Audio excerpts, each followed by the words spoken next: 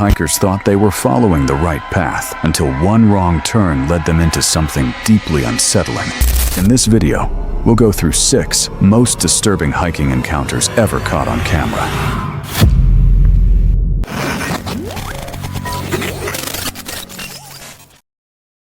This camping footage is from Johnny Paranormal, a creator known for documenting remote forest expeditions. What begins as a deep forest overnight stay quickly turns into a dangerous situation as audio anomalies emerge from the darkness.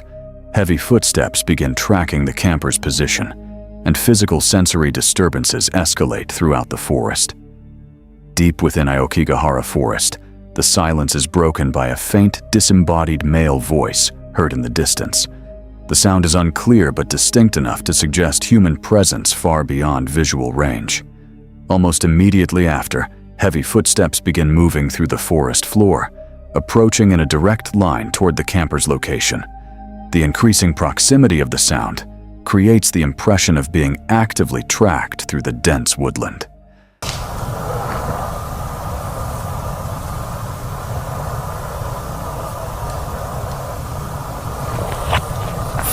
Voices.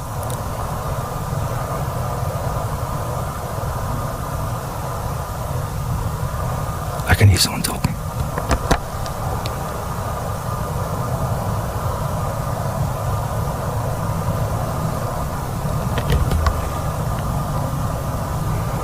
It was a fair way away, but it was back up there.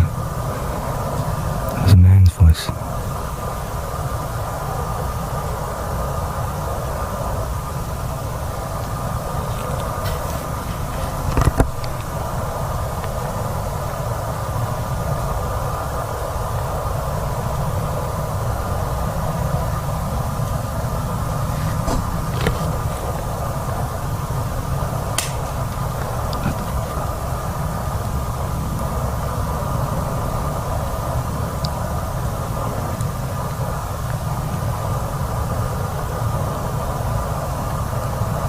I can still hear it.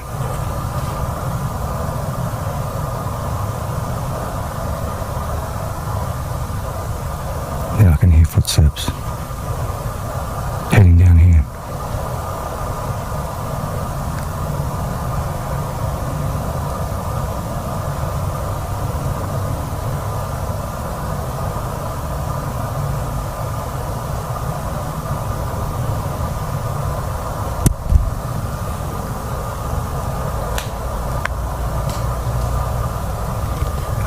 Talking, and then I heard footsteps coming down this way.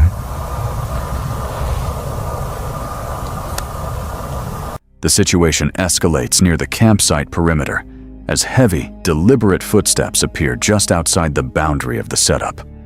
The movement continues in a slow, controlled pattern, circling the area without entering it. The closeness of the sound forces a defensive reaction as the camper remains alert while the footsteps shift position around the darkness just a few yards away. There's those footsteps again.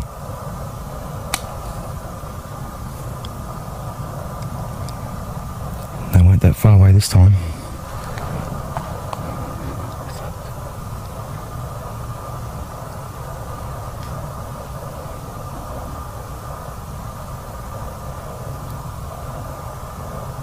They were a lot closer this time. There's only about 4 of them.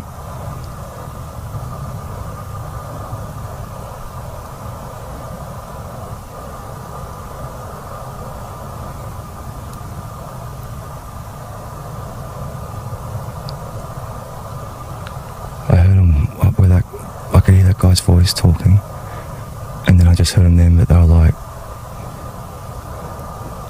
a heap closer. They were just like around in there.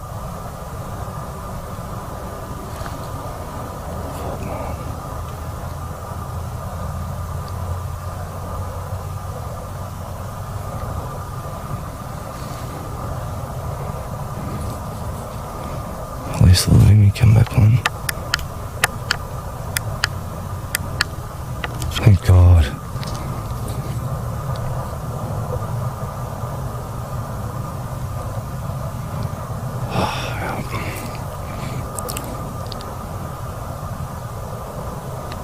What the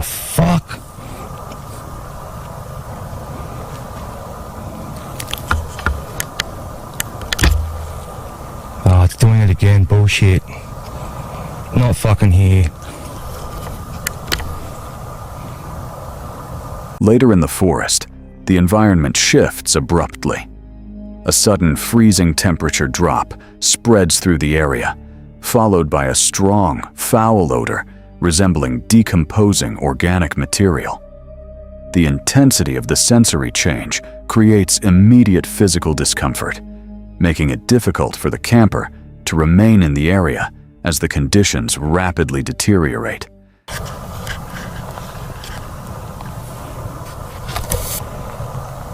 Am I in your forest?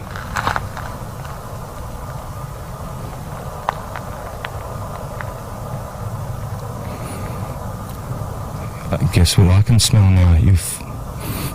I can smell something dead. Oh, man. There is the worst smell coming in now. Like, holy shit.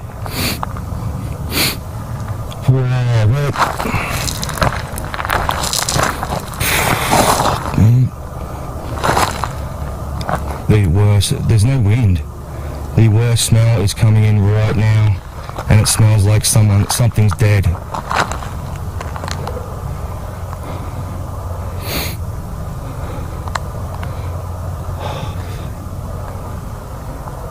It's just the smell of death. And fuck, damn, the torches are eyes.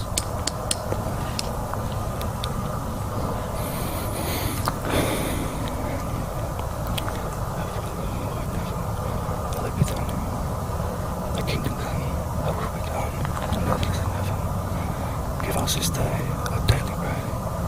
Forgive us our trespasses, as we forgive those who trespass against us. Let us not deliver us from evil. Holy man. The isolation becomes physically overwhelming when a sudden constriction sensation affects the camper. A sharp chill runs down the spine, followed by an intense tightening feeling around the throat. The reaction causes panic as breathing becomes difficult for a brief moment, forcing the camper to regain control and retreat from the immediate area. Right, see, as soon as I get to here, like this way, I start feeling again like that real chill straight up my spine. And your emotion starts going like this again. Back to like high octane.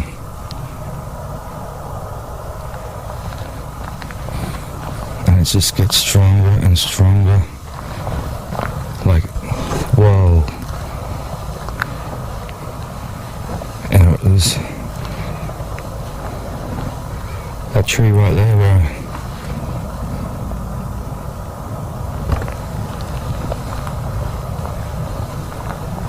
that was the tree where I came walking down, and I basically got stopped. The final escalation occurs deep in the forest when a sudden force pulls at the camper's backpack from behind.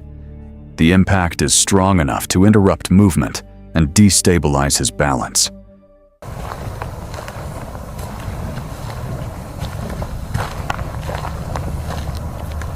Fuck off! Are you fucking kidding?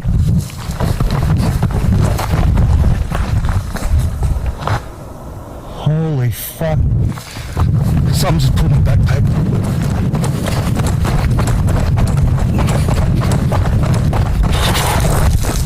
Fuck off. Fuck off.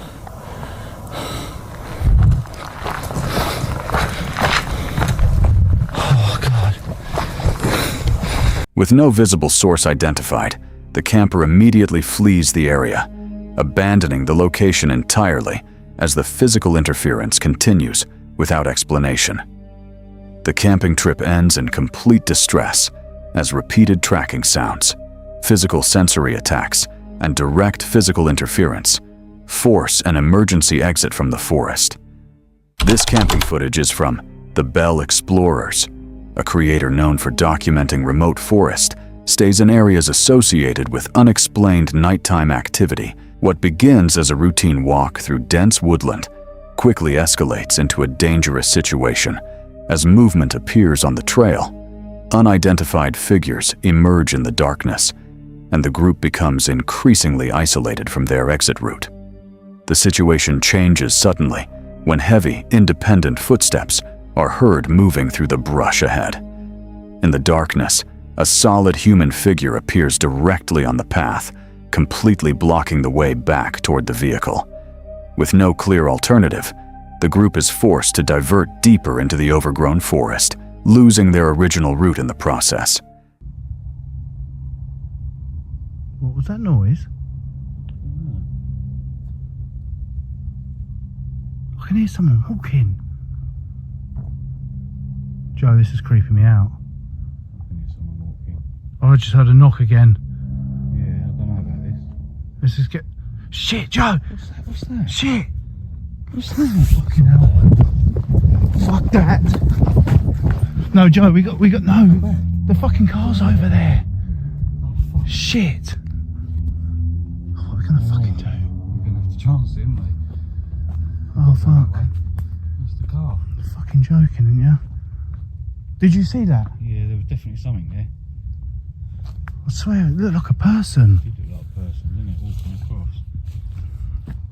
I don't want to go that way, Joe. No, I'm not thinking about this, you know. I don't want to do it. Shit! We've got to go. We've got to get the car. I swear I just saw him again. Oh, I didn't see it that time. I swear I just saw someone. I just saw someone. As they move further into the dense layout, the forest becomes increasingly disorienting. Multiple distant white lights begin appearing between the trees, moving in patterns that do not match natural movement or wildlife behavior. The lights gradually cut off familiar direction points, leaving the group stranded in deeper darkness as their flashlights begin to weaken, reducing visibility and increasing the sense of isolation. Fucking hell. It's gonna be quiet now. Yeah. Shit, I just saw someone down there. Shit. I'm sure I just see someone.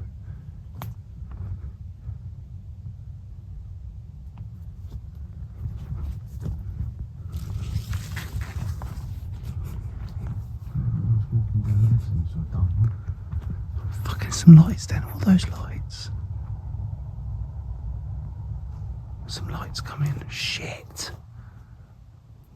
We're gonna go this way, Joe. Shit.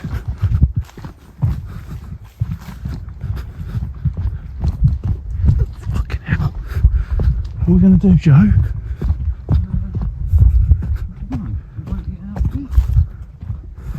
Well, I weren't expecting this at all, Joe. Like last time, yeah, but we're sort of trapped. Yeah. We're fucking trapped, Joe. Don't know what to do. It's the second time I've been here, so I don't even know the way around the woods yet. No, we can't get back to the car. There's weird lights coming. My torch is dying. The final escalation occurs when heavy rustling suddenly breaks through the silence behind them. The movement follows closely, forcing the group into a blind sprint through dense brush with no clear path ahead. Is that someone out there? Shit, is that so? I can't even see. No. Shit, there's people. Fuck off. Not again. We can't do this shit. Every fucking time. We ain't doing this. Which way was it? This way. Oh fuck. I ain't fucking doing that. We need a car. They're fucking following us.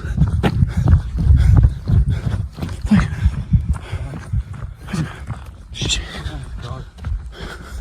Where are they gone? fucking torch is dying. Shit. Yours is 1%, mine's already gone. Let's get out of here. Fuck. Fucking too many gates to jump. It was dried on this. Softies. Fuck it. We're getting close to the car, guys. We're seeing. The presence continues tracking them through the shadows until they finally reach their vehicle and leave the area without stopping. The camping attempt ends abruptly after their exit route is blocked, and an unidentified presence appears to pursue them through the forest. This camping footage is from Exploring with Bear, a creator known for documenting harsh weather wilderness, camping in remote forest environments. What begins as a quiet winter overnight stay quickly escalates into a dangerous situation as unexplained knocks echo through the frozen woods. Glowing figures appear in the darkness, and an aggressive presence begins circling the campsite. As night settles over the winter camp, the silence is broken by a sharp, heavy wooden knock echoing through the freezing air. Immediately after, glowing eyes appear deep within the pitch-black forest, visible without any illumination from the camper's flashlight. The sudden presence creates immediate tension, suggesting something is watching from within the tree line, with no attempt to conceal itself. It's just about dark.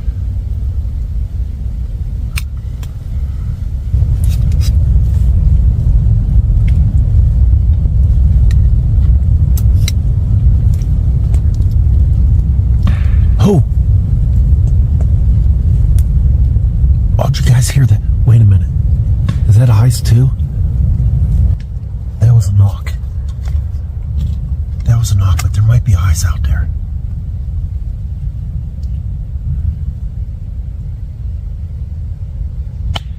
Whew, that scared me.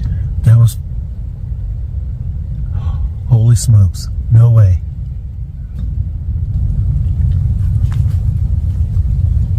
I got you on the Wait a minute. I just seen eyes. And that was for sure a knock. I seen the eyes twice, so I know I seen eyes. Where'd you go? The situation intensifies when a clear, human-like whistle is heard coming from the dense forest. The sound is close enough to feel directed, adding a threatening psychological pressure to the already unstable environment.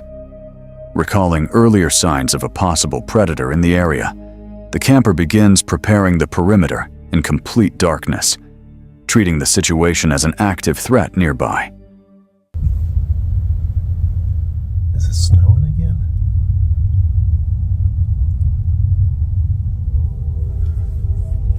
I had the camera off for a minute just listening. It's getting darker.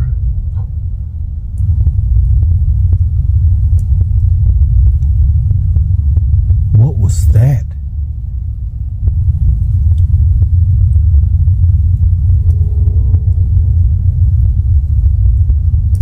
Was that a growl? What did I just hear? I can't tell you, man. The temperature is dropping. Can't see. I see my breath. Why? There it is.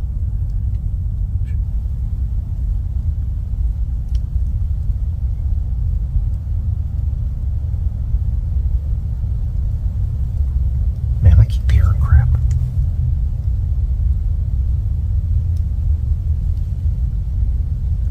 Listen.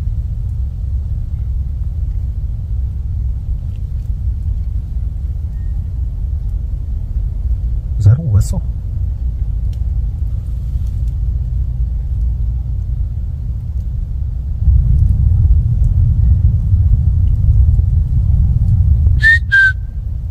Dang it. That was a whistle. As the camper scans the snow-covered ground outside, heavy footsteps begin moving through the frozen brush. The sound circles the campsite in a controlled pattern, maintaining a consistent distance while tracking movement. The pacing confirms sustained presence in the area, with no visible source appearing despite the close proximity.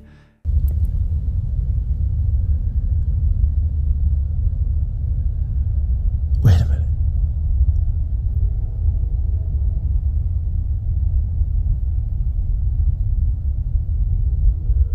That's footsteps.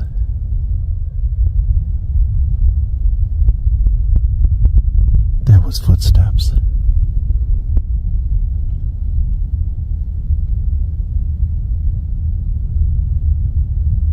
Holy smokes, man.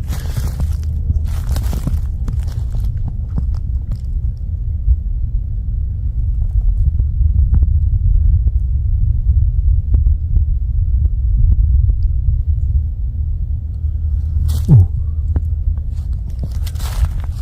Am I seeing eyes back there? What am I seeing?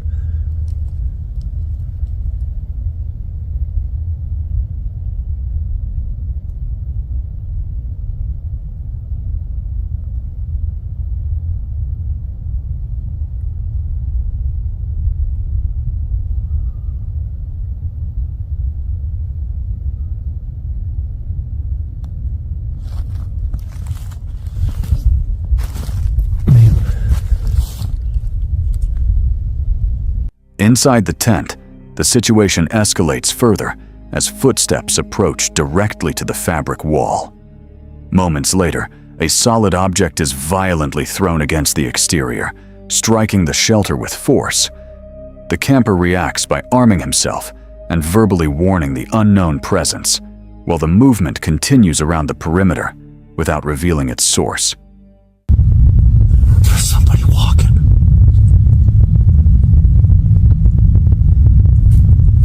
Do you hear that?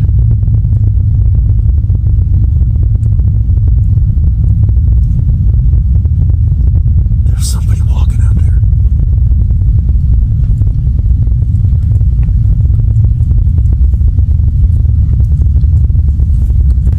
There's somebody walking.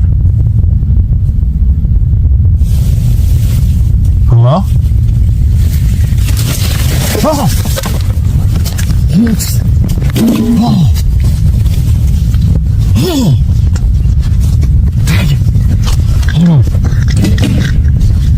Hold on. Something just got thrown right outside the tent. I don't know what to do. I don't know what to do.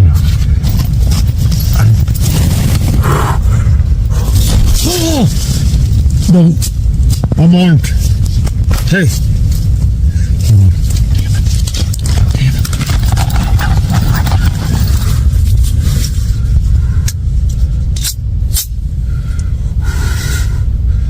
I'm armed.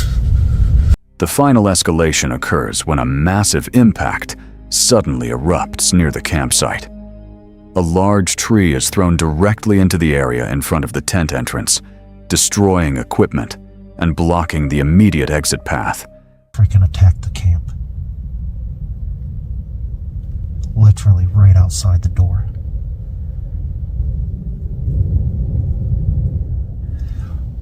How am I going to do this? Hold on. Oh, shit. Did you hear that? I'm telling you. This is freaking nuts, man.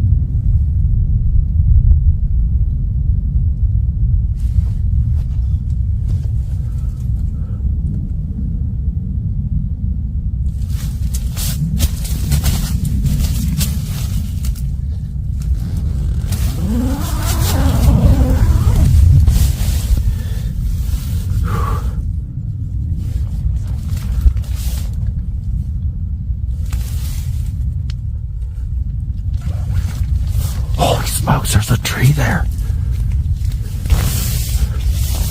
There's a tree. There's just a tree thrown there. Okay, we're going to the truck. Man. Hold on.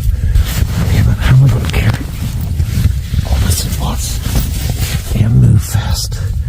Okay. With no safe route remaining, the camper abandons the site and flees through the frozen forest toward his vehicle. The camping trip ends in urgent retreat after repeated tracking behavior, physical impacts, and direct environmental interference, force an emergency escape from the location. This camping footage is from Paranormal Discovery, a creator known for documenting remote wilderness expeditions in dense jungle environments with reports of unusual and unexplained activity. What begins as a remote stay near a jungle cliff quickly escalates into a dangerous situation, as a large, unidentified shape appears in the distance. Disturbing audio signals emerge from the tree line, and the campsite itself becomes physically altered during the night. While the camper is near a remote stream during a brief moment of relief from an ongoing medical issue, the isolation is suddenly disrupted. A large, white, unexplained figure is seen moving through the thick foliage in the distance. The shape appears to resemble a large animal-like form, tracking movement through the brush without producing any visible sound. Its presence forces immediate caution, as it remains partially concealed while following the explorer's position from afar. Someone going missing here. It was really hard to really find the story about it. It's kind of an odd spot, and like, I hate to really say this, but a really good spot to go missing. I don't know if that makes sense. Don't take that the wrong way. Hello? Okay, I just saw something white. I just saw white. What the f? Excuse my language. It looked like a polar bear. Like, it literally looked like a furry thing go like that way. What the hell was that? What was that? Hello? That was weird. It was straight up a white furry, like, bear.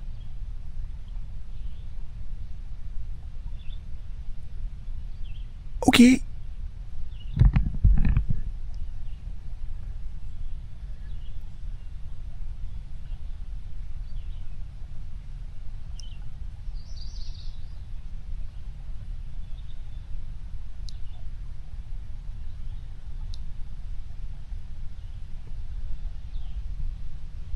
I don't know if I'm alone. That was definitely something moving.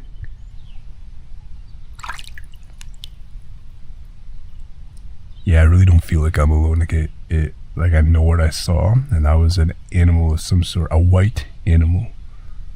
But like, what the hell is white? Like, what animal would be like white and furry? Like, it wasn't small, it was big. Like, not like Bigfoot height, but like bear almost. I'm really creeped out. Like, actually. Hello?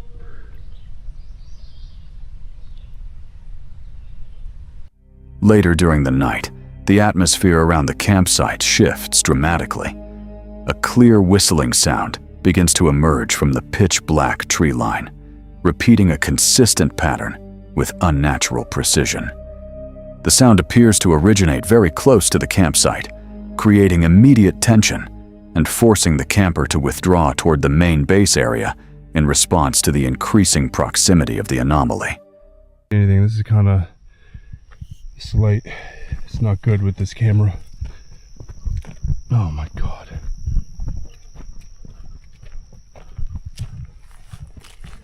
Okay.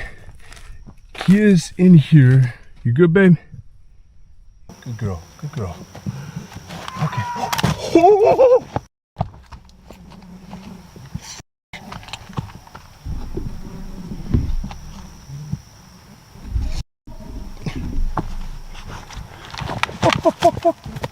Oh my god.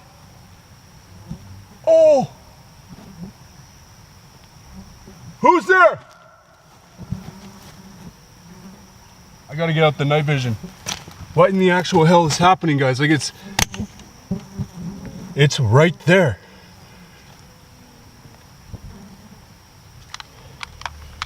Okay. Holy shit. I'm nervous, man. Like, I'm nervous to go down there again.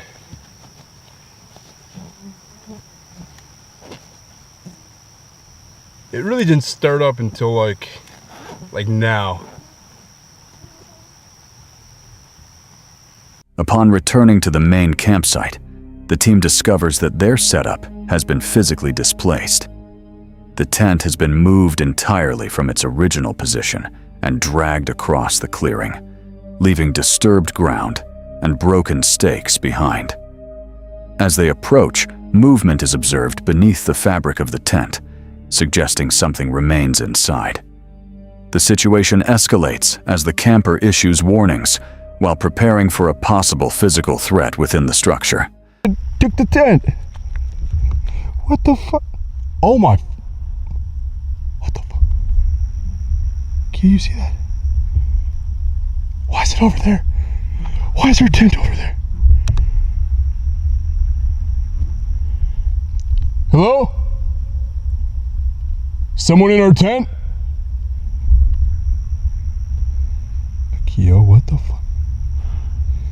Kia, why is that over there? Oh, I'm shaking. Oh, shit. Dress. Yeah, it's gone from our spot. What the fuck? Someone in our tent? Yeah, our tent's like, what the fuck? Come on, Key. I'm armed and coming around. Are you in the tent? Key, stay. Ah, fuck, mosquitoes. Who's in the tent? Come on out. I literally see like weight in the tent. Who's in the tent?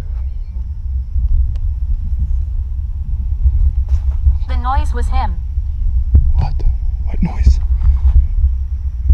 What the? Okay, this is not funny.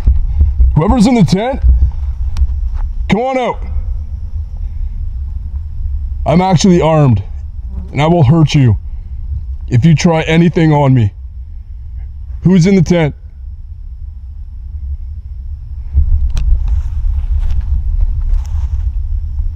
Hello?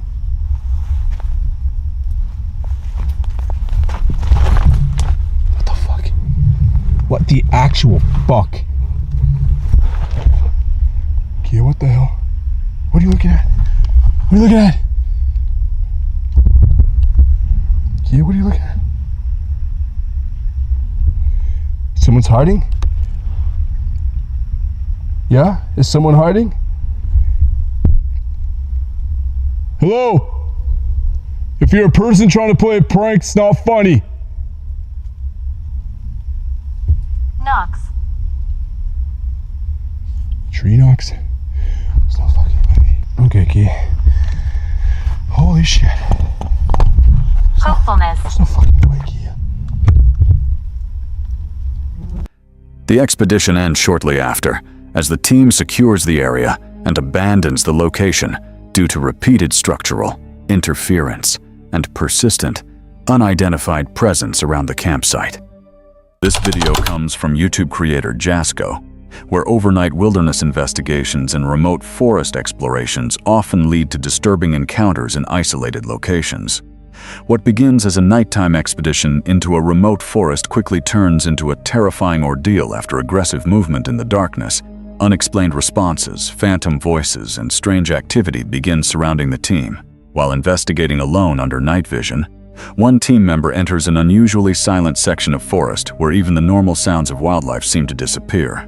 Moments later, something crashes through the brush directly toward his position. Accompanied by a low growl, the sudden movement forces him to immediately warn the rest of the team over the radio. With visibility limited and the source remaining hidden, the encounter leaves everyone on edge. With? Plan. What's your plan?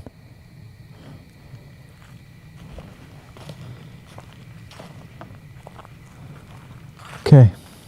Maureen. Alright, spirits, I really want to play hide and clap. I don't know about you guys. You guys love when I play hide and clap. Analysis. Okay. Was like ESPN? Like a breakdown? What you got for me? I genuinely cannot believe I'm doing this by myself. But you know what? This built 1800s. 18. Okay, so Something happened in the 1800s, clearly. Okay, cool. Now, I'm just trying to find a spot where I could place you guys so I could do hide and clap. Tristan, my boy. Julia. Okay, it was Julia. A lot of names here, guys. A lot of names. I'm trying to find a place to place you guys. Hello? Wraith is watchful. Wraith is watchful. Okay, so it said Wraith earlier. I didn't know that's what it meant by Wraith. The situation escalates when the investigators attempt to provoke a response near the water's edge. After throwing a rock into the darkness, another object appears to come crashing back through the trees toward their location. Almost immediately afterward, a distinct hand clap echoes from behind them.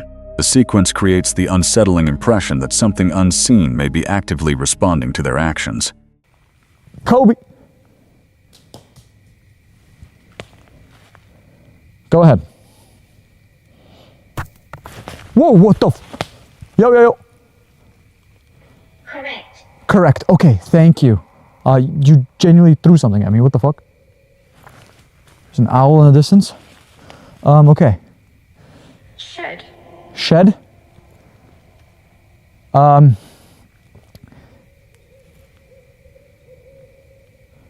in the distance.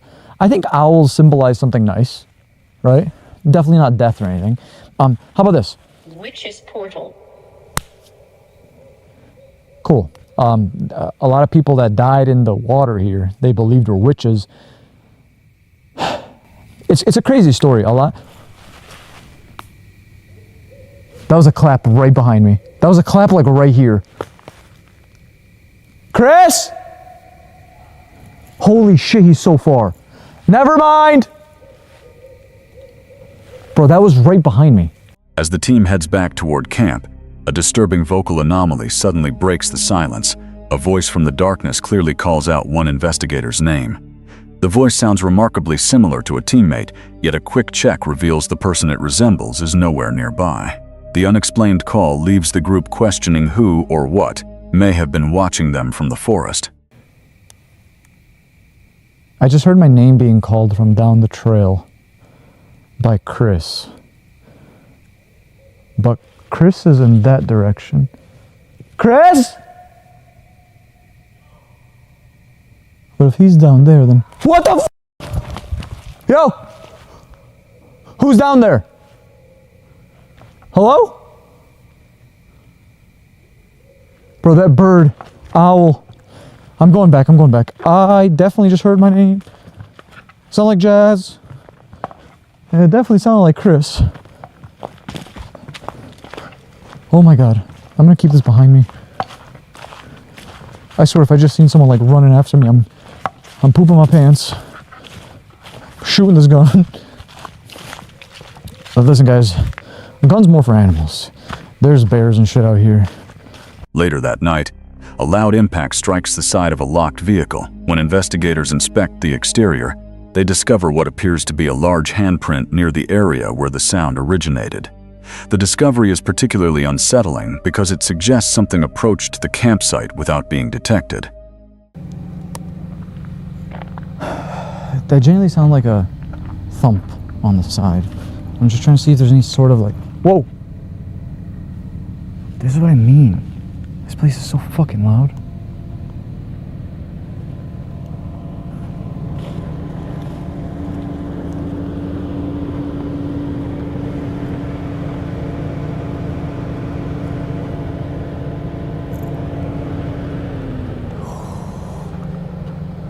Wait a second. Hold on. Can you guys see that? Guys, there's a handprint. Right where I thought I heard something. Oh, fuck no. Okay, Chris? Yeah. I don't know if this is of concern. There's a massive handprint on the side of the van. At around 3 a.m., another startling event occurs. A loud crashing sound erupts around the vehicle, resembling a window being shattered. Expecting significant damage, the team immediately checks the camper only to find every window completely intact. The source of the explosive noise remains unexplained. Chris? Yo. Chris, did you hear that? Yeah, what was that? Somebody just break a fucking window? What was that? Dude, there's no way. What was that? That was so loud. Dude, look around, please. Don't. There's just one outside right now. Bro, it sounded like glass shattering. That was so loud. What the fuck would that be? Are the windows good up front? They look fine. They look fine. I hope they're fine. What the fuck? That was so loud. What in the world was that? I don't know. That does not sound like anything like van related. Okay, I'm gonna go check outside. I'm coming. Are you? Well, I am. Okay. I forgot the camera. That's how smart I am. It's okay. Sorry, I'm like...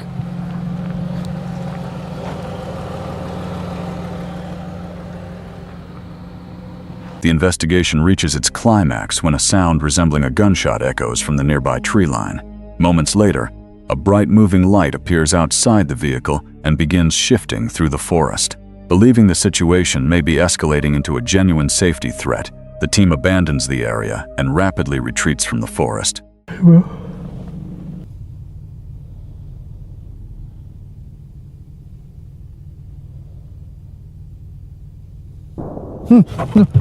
Chris! That was a gunshot. was absolutely. That was a gunshot. Did you see anything? There's a light. There's a What? fucking light right there. Whoa! What is that? Oh, shit. What is that? There's somebody out there? What the fuck? Yo, What is that? yo, there's someone out there. There's someone out there. There's actually someone out Yo, there. what the fuck? What the fuck? Hold on. What the f? Bro, there's someone out there. Bro, that's a light. Is it moving? That's a fucking light. It's moving. Chris, it's moving. There's someone outside the van right now. Why? What are they doing? There actually has been somebody here the whole time. What the fuck? What was the gunshot for, though? I don't know. Are they trying to scare us Scare off? us off or something? Do we get our gun? Hold on. Yeah, something. With something crashing through the darkness toward the investigators, a voice seemingly calling out from the forest, and a series of unexplained disturbances escalating around the campsite until dawn, whatever was lurking among the trees never revealed its true identity. MindSeed TV enters a remote forest grid tied to chilling local legends of witches' cabins, where abandoned structures and disturbing ritual-like signs suggest something may still be active deep in the woods. An overnight trek into an isolated forest grid targeting a legendary witch's cabin takes an immediate turn toward the macabre. Navigating the dark perimeter, the team discovers 3 separate, freshly built altars left out in the open brush, signaling that the occult practices tied to the property's historical lore may still be ongoing. So, yeah, they all assumed that this witch or this woman was kidnapping kids from town. Oh, fuck. Hey, right there.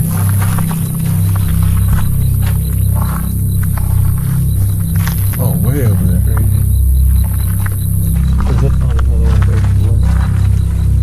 Oh, so there's a bunch of them out here. Looks like 3. I guess there's still like people fucked around with this stuff too. And there's lineage too. Like she came from people that were into the same shit, like her parents, and it's been passed on. But they don't know if it's their family members fucking around, if it's kids or what. You know? Yeah, witchcraft shit.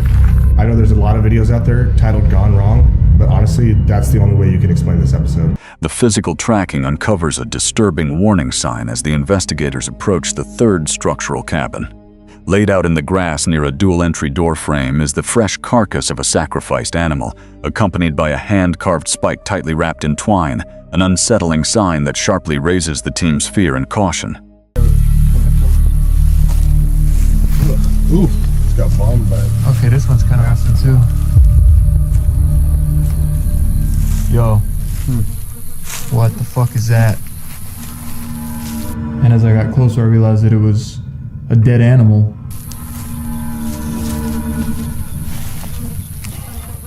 Okay. Is that a rabbit? I'm sorry. it was disgusting. It was nauseating. I was gagging. Colton started gagging. It's just gross, foul. I can't help it. I really can't. That's a fucking You alright? I'm kind of feeling nauseous now thinking about it. And that was just compounded by the smells that were coming from the carcass itself and just the visual of all the bugs on it.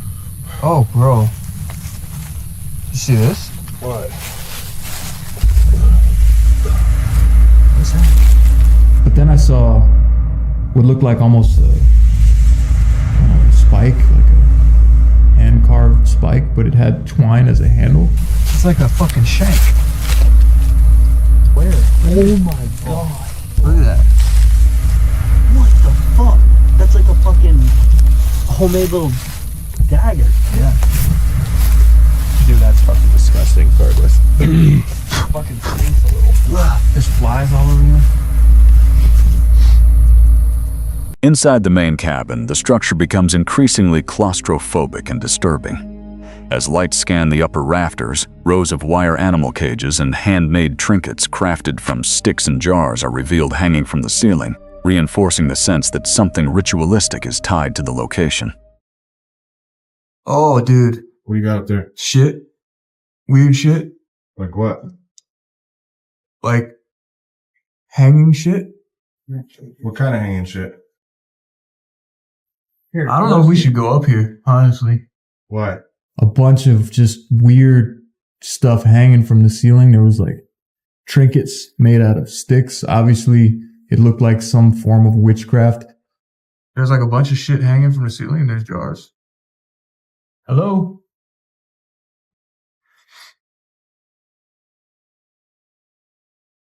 Careful, I don't know how sturdy this shit is up here. Oh, there's a fucking hole in the wall that goes to another room. Hello? You gotta see this shit. He kept saying, you know, it was really weird. I wanted to take a look, of course. So I poked my head up and saw him, and just like in disbelief, like it was surreal. Like, I can't fucking believe this is actually happening. Here, come on. Fucking weird. What the fuck? There's one. This can't be. There's two. Okay.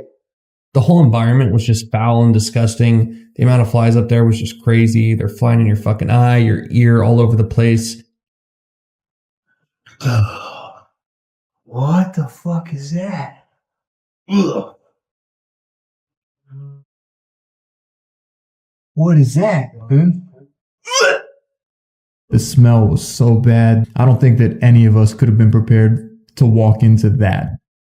The investigation moves into an adjacent loft space where a heavy, unbearable stench fills the air. The camera reveals rows of jars and decaying organic remains overtaken by flies, forcing the investigators to retreat from the building due to the overwhelming conditions. While attempting a spirit box session inside the cabin, the experiment is suddenly disrupted by a loud, clear female scream that erupts from the darkness outside. There was a really audible, almost like a scream or something, and it was coming from outside of the cabin.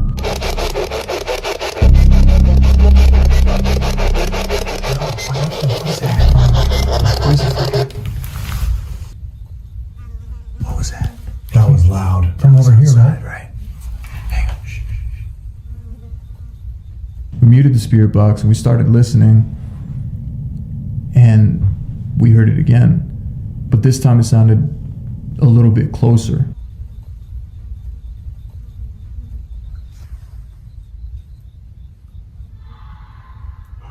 Yeah. That was...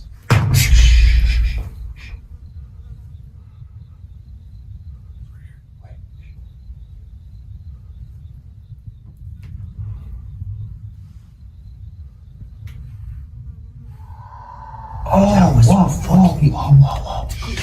It's getting closer. Yeah, kill the light for a second. Hearing a scream in the middle of the woods, especially in the middle of the night, we think we're out there all alone. It clearly sounded like a woman. It clearly sounded like it was outside. That's just fucking horrifying.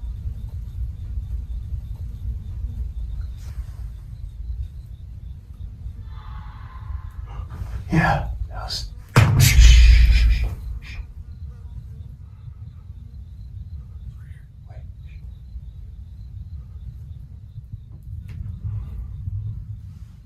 The sound is immediate, powerful, and impossible to ignore, sending the team into heightened alert. The situation escalates rapidly as the team cuts their lights and attempts to remain hidden. High-intensity screams begin to echo closer through the trees, each one appearing more direct and targeted, until a final blast erupts nearby, triggering a full-speed escape through the forest under complete darkness. Although the team successfully escaped the area, the ritualistic signs, disturbing remains, and coordinated screaming leave the true nature of the witches' cabins completely unexplained and unresolved. Dee's Dark Adventures returns with another intense wilderness investigation, exploring a remote forest where an unseen presence appears to be stalking deep within the trees. An investigation into an isolated woodland zone immediately shifts from routine tracking to active evasion. While navigating an overgrown ridge, distinct heavy footsteps can be heard crunching through the nearby brush.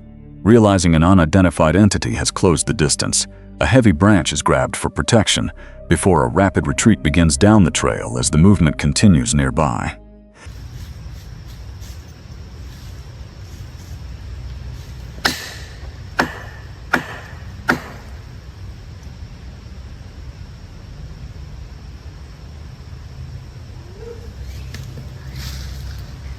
Let's walk this way, guys. I'm gonna keep this stick because it's good. Not gonna stay because I can reach all that. Look at it. I'm hearing movements over here and some. I sure would not go.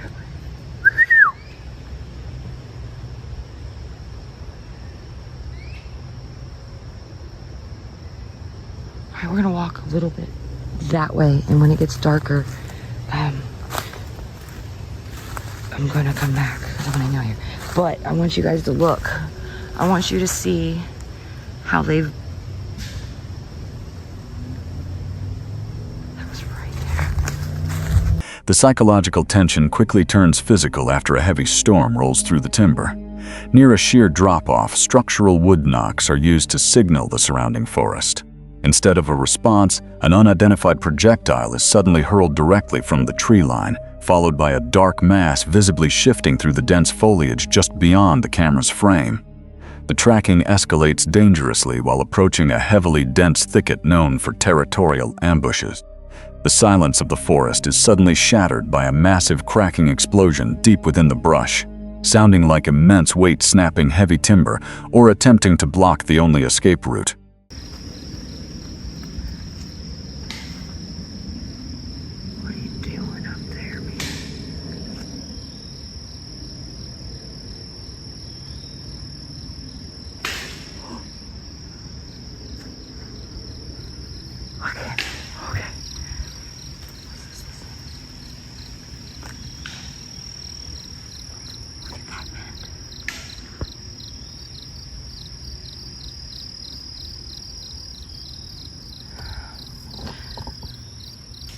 So much cover in summer. It's not even fair. What was that? Stop it. No.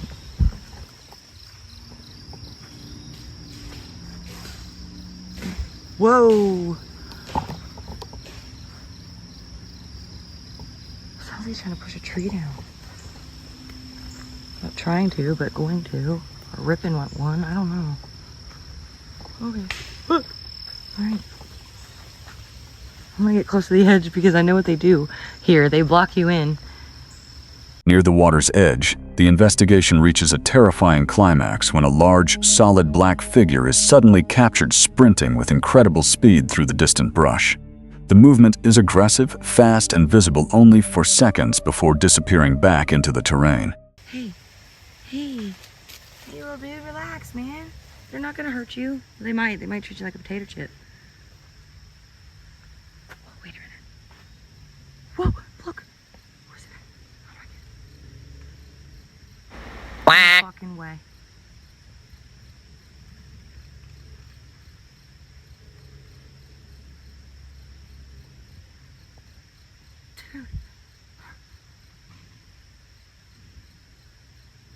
Dude. What?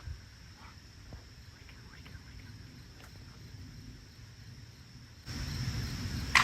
go?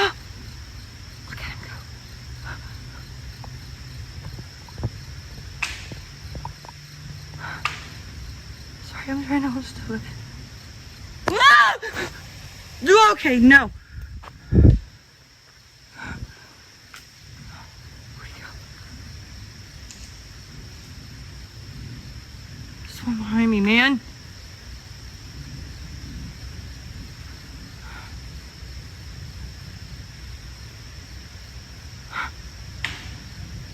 Second later, the situation turns critical after the sprinting figure completely vanishes from sight. Standing exposed on the narrow trail, violent rustling suddenly erupts directly behind the camera position, revealing the entity has fully flanked the perimeter, forcing a frantic sprint back towards safety. While the forest was eventually cleared safely, the targeted tree snaps, aggressive rock throwing, and the footage of the fast-moving black figure leave the true identity of the deep woods predator entirely unexplained and unresolved. Proving Demons returns with another terrifying paranormal investigation, venturing deep into the isolated forest to uncover the mystery surrounding the abandoned Tin Tabernacle. The journey to a century-abandoned church takes an ominous turn on an isolated, unmapped forest track. The investigators' 4x4 vehicle loses traction and becomes severely stuck in a deep mud pit. This sudden physical setback strands the team hours away from any outside assistance, turning their initial journey into a claustrophobic struggle against the elements before they manage to free the vehicle. My car's got stuck. Your car is not stuck. Don't lie to me. No, not in the middle of nowhere. Darling. It's stuck. Oh, fuck's sake. Fuck. Right, I can take it forward, but that's really muddy. Yo, do not get the car stuck out here, alright? Well, that's not the plan, is it? Okay, alright, so... Yo, this road is so not traveled. The grass is literally... I don't think I'm going to be able to get out of this. The grass is literally grown over the entire road. I'm stuck. Oh, fuck off. Don't do this I'm to not me. joking. Darling, look. Babe, please. I'm not joking. Not after everything. Andrew. After everything that's happened, this bullshit. Don't do this to us. Fuck, hang on. Do you need me to push? Right, 4x4 mode.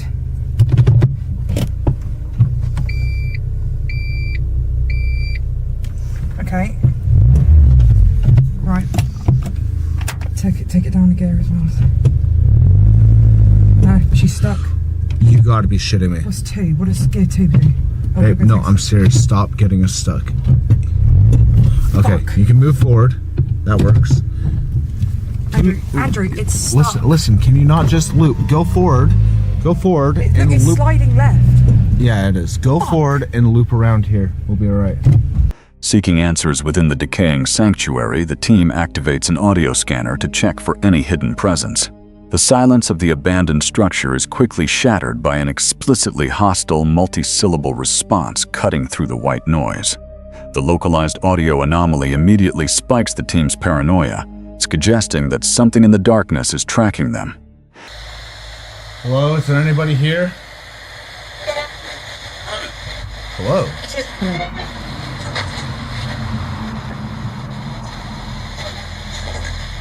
No. With a knife. I'm trying to figure out if there's something evil following me. Can you say evil? Can you confirm? Dinner. Dinner? Not saying that was paranormal, but being called dinner is not comforting. Oh, I didn't think of it like that. Okay. Happy sir. And the rocket. Let's go. Let's go. I don't know. Bear with me.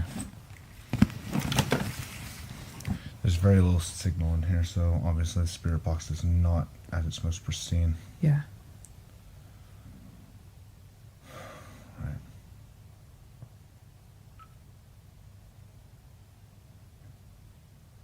I need to know if something evil is following me.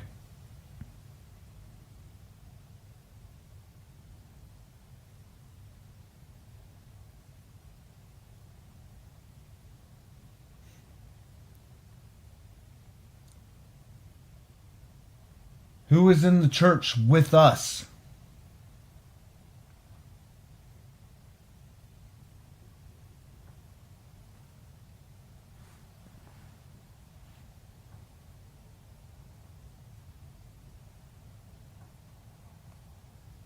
What would happen if I used the death whistle in here?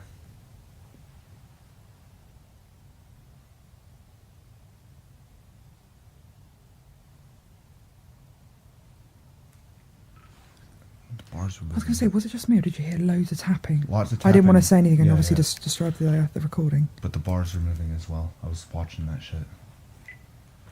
Let's see. Can you tell if something evil is following me? That's it.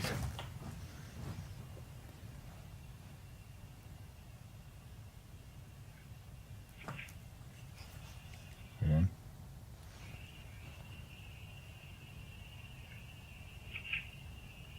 What was that? Was that one of us?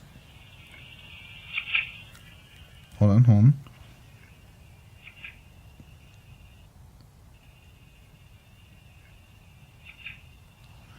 My brain's telling me it's saying come to me, but...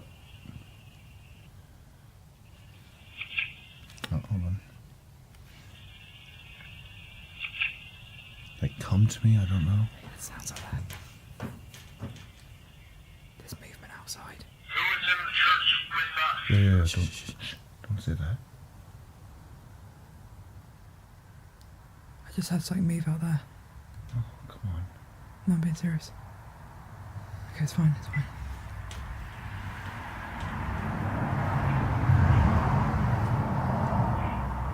What's that? No. What's that? Oh.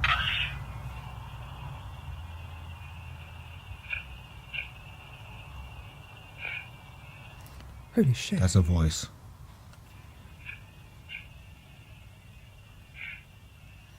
The psychological tension heightens as the audio scanner captures a direct, intelligent response.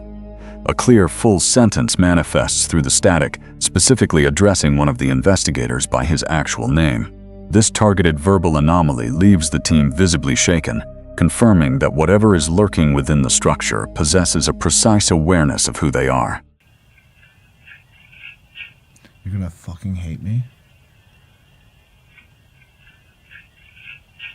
Yeah, almost like yeah. Andrew, you're gonna Yeah. fucking hate me. Whistle in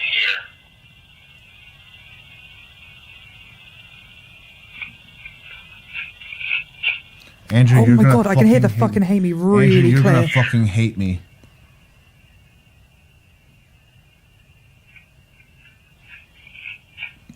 It's too clear. See, I'm not gonna lie, I'm struggling to hear the first parts, but you can hear point blank the last part. Oh, I hate it in here. I keep feeling like something's gonna pop out these doors. There's so many little places like anything could enter. I know it's not reassuring, but it's just how I feel. I'm gonna hate you. I'll tell you, if you're responsible for everything that's been happening, I already do. So congratulations. The investigation reaches a deafening climax when the team initiates an experiment with an ancient Aztec death whistle near the altar.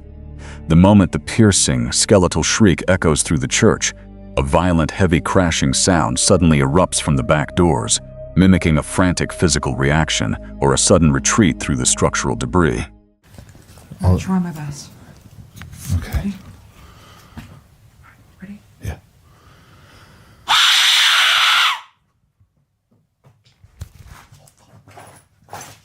Stop. Stay calm. No, don't. Because you're gonna fall. You're gonna fall.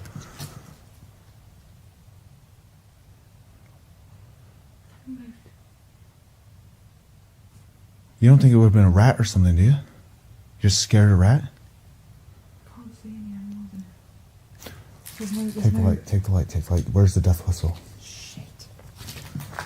I don't want to do that again. No, one more for good measure.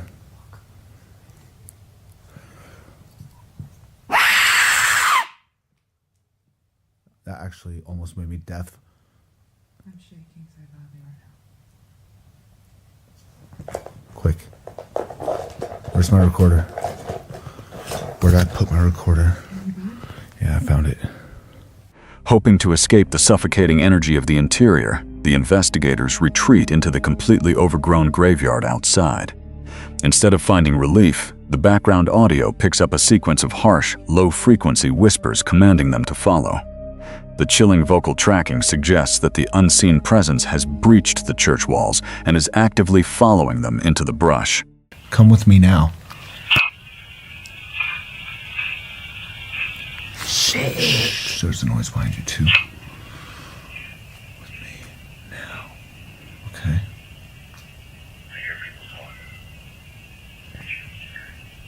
That was me. Fucking hell. What if there's other voices from like the graveyard? I'm coming. The amount of people that are buried there. Just don't get freaked out. I'm coming. Come with me now. That is all I've heard off of that. Listen, stay calm. I do hear the voices you're on about. Let's go into the grave. Oh shit, we have to go into the graveyard. The overgrown graveyard. This way's okay. I'd rather be in the graveyard, I think, than in there right now.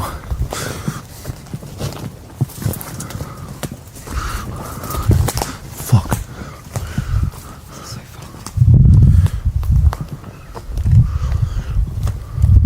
Now, I've noticed this before.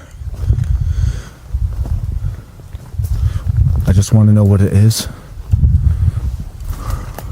While the traumatized team safely returns to their vehicle to debate the future of their investigations, the targeted verbal warnings and the sudden structural disruptions leave the true nature of the tabernacle's curse entirely unexplained and unresolved.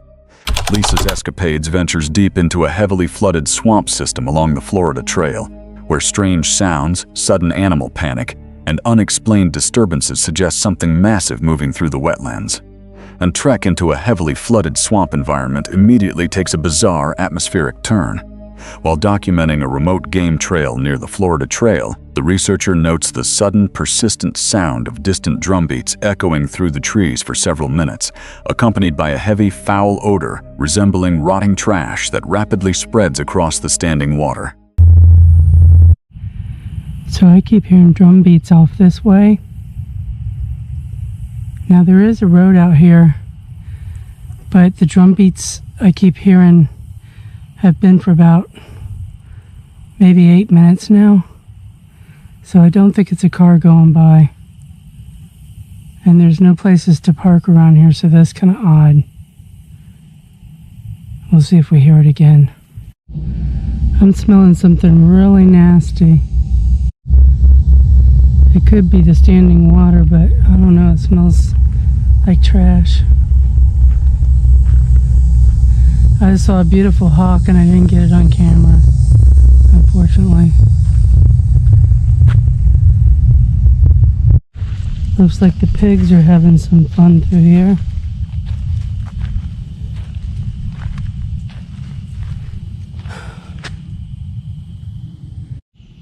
Almost looks like something stepped there, but I don't see any other tracks, so I don't think so. The isolation turns entirely unsettling when nearby neighborhood dogs suddenly erupt into aggressive, panicked barking.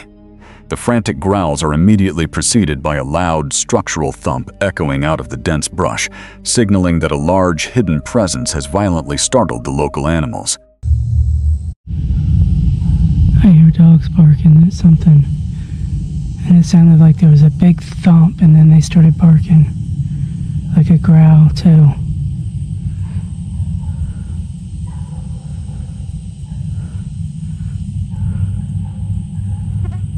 Where are these dogs coming from?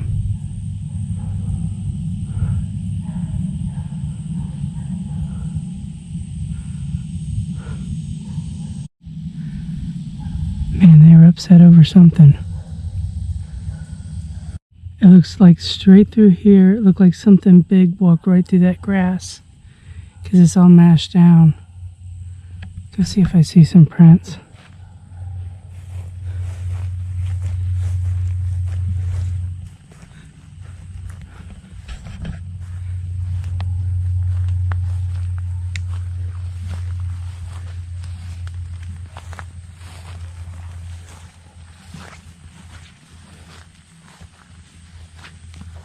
See, it looks like a path going straight through here. The physical tracking uncovers a striking environmental anomaly along the path.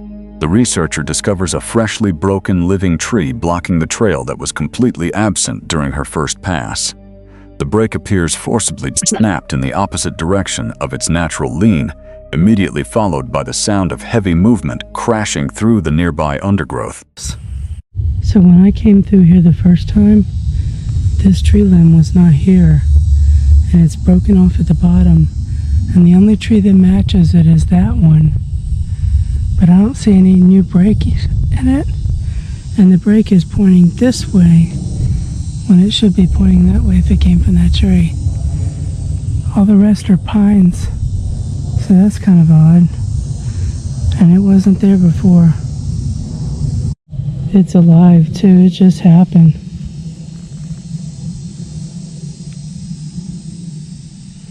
I just heard something crashing through here. Of course I didn't have my camera on.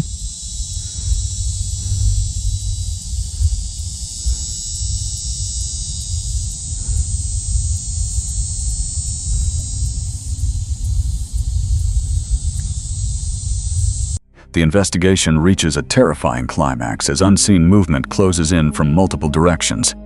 While exploring a clearing, a sharp clanking sound echoes through the timber, followed by a massive thud from the canopy, as if something heavy has dropped violently from above. Yeah. I keep hearing something clanking together.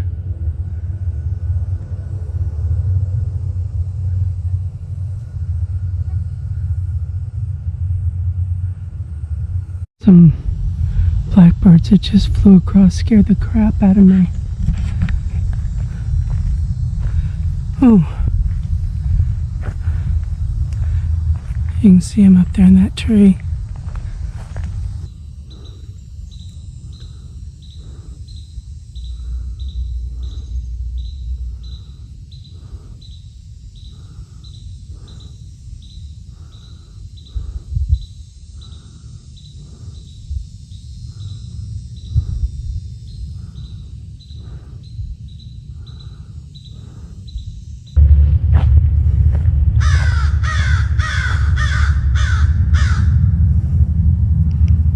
I don't know why they're all upset.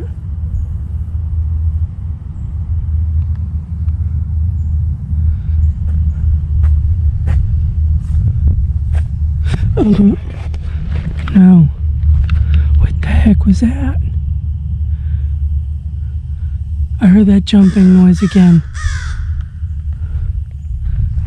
Like something jumped out of a tree. Big.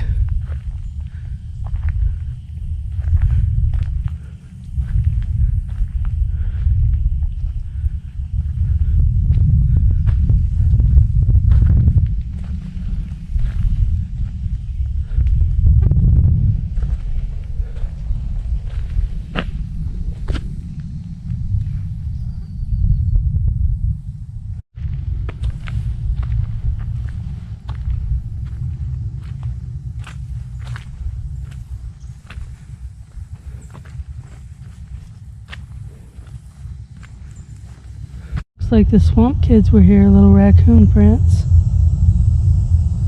Okay, I'm gonna head to a different area, see if I see anything.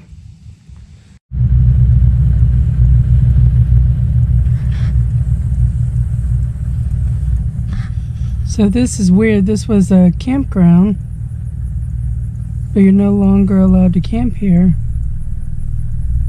And I don't really know why. That's kind of weird. You can tell by the poles that it's pretty old. Near the edge of an abandoned campground, the situation escalates further as the researcher documents heavily flattened vegetation and deep water channels cutting through the swamp. The pattern suggests something large is repeatedly moving through the flooded terrain, avoiding detection while staying just out of sight. Although the researcher safely exits the swamp, the drum-like sounds, broken trees, and violent canopy impacts leave the true cause of the disturbances completely unresolved.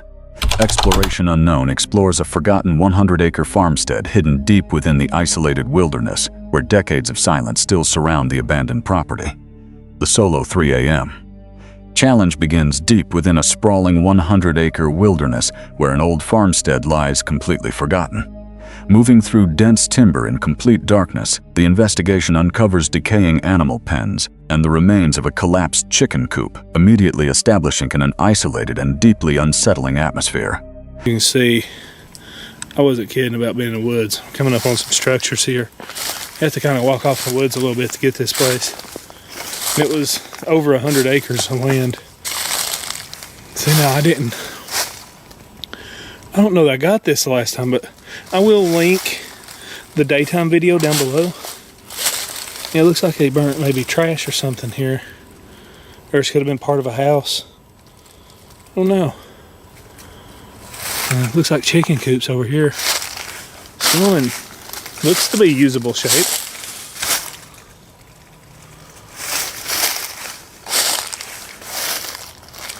Look at this.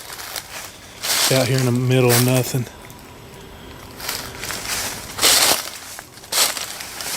It's a big barrel. That's crazy. Looks like the little pans over here. Old cans of ham they'd used to feed the chickens, it looks like. Look at all this kindling wood here. Wow. Oh wow, look at this. So much kindling. I wonder if the owner even knows this all is here. The tension intensifies inside one of the surviving outbuildings. While scanning the dark interior, the camera captures a misplaced jacket hanging motionless beside discarded electronics dating back to the 1980s. The abandoned personal belongings silently hint at a sudden departure frozen in time. I don't know why there'd be glass in an old chicken coop, but okay. I'm not gonna lie, that really freaked me out when I first saw it. Which is weird because it's like somebody's jacket just hanging there. Look at all this stuff here. Now that is a relic of the past. It's like an old 80s printer. So cool. Look at all these little spindly things here.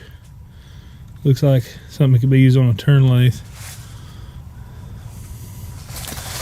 So this way. This whole building here is just, looks like over here it's starting to collapse in the back a little bit. Crazy. Look at these old pallets and stuff here. Yeah, that old muddy, knobby tire over there. Over here is where the good stuff is. And there's a bunch of stuff down here, just a bunch of junk. There's another knobby tire. Let's go over this way.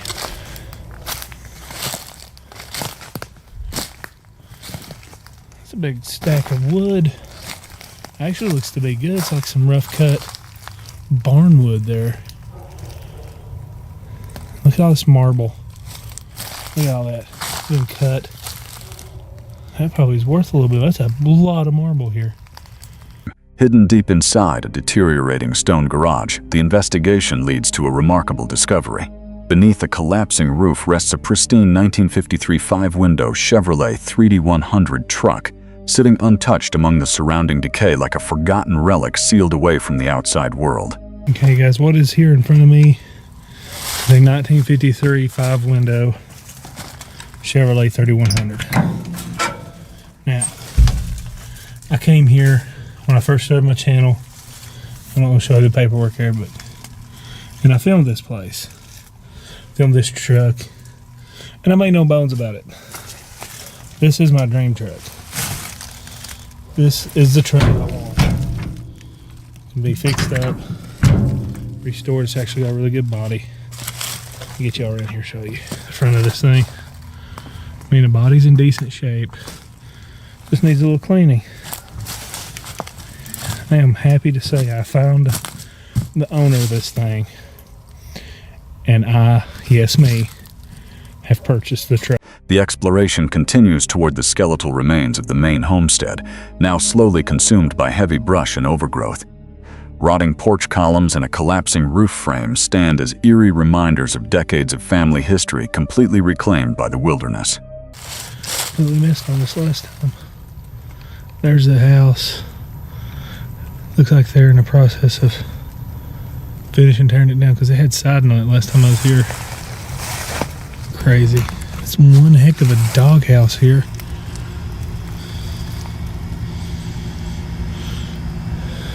It's just growed up weeds. Go this way. There's no license plate from 2006. Old tool chest here full of tools. God, this is way more grown up than it used to be.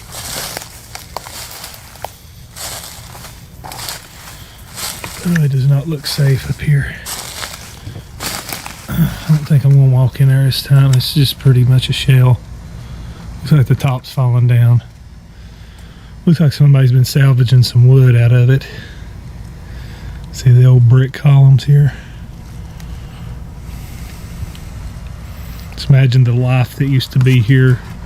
Folks sitting out on their porch, hanging out.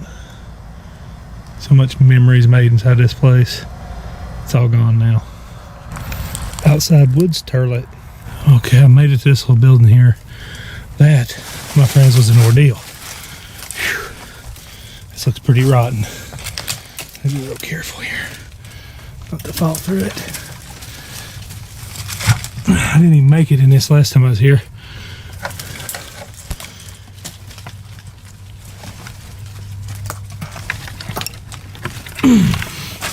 Sorry about that, guys.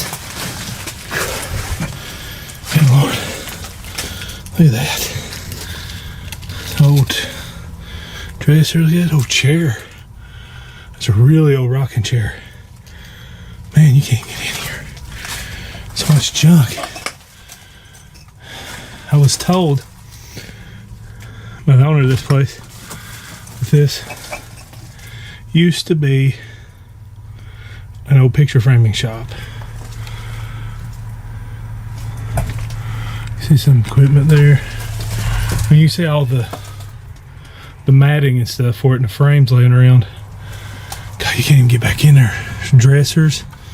The investigation reaches its final stop at the edge of the property, where a massive rusted greenhouse frame stands tangled in thick vines.